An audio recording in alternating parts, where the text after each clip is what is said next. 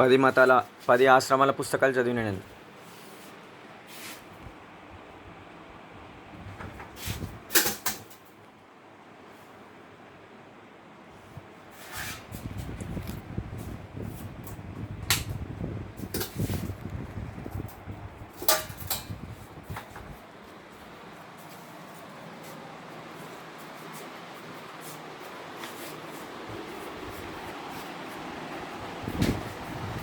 ఇవన్నీ వస్తువులు నేను ఒక్కనే కొనుక్కున్నా.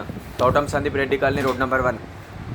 నా సొంతం వస్తువులు నేను సొంతంగా షాపులలో కొనుక్కున్న. పోయి స్పీకర్లో కొంతమంది క్షుద్రశక్తులు దాక్కొని ఫోన్ మీద పొరలు పెట్టి వాడు యాక్టింగ్ చేసి ఉంటారట. ఎవడో క్షుద్రశక్తి ప్రేతాత్మ గారు పరుపులలో పంటాలు మంత్రించిన పరుపుల అమ్మిలు, మంత్రించిన మంచాలు కూడా అమ్మిలు.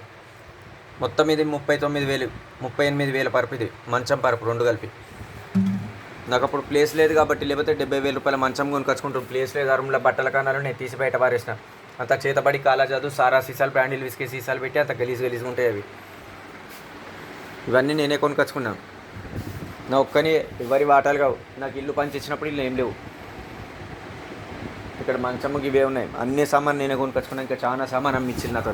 కాలాజాదుగాలు, క్షుద్రశక్తిగాలు, ప్రేతాత్మలు నా వస్తువులన్నీ అమ్మిచ్చినాయి.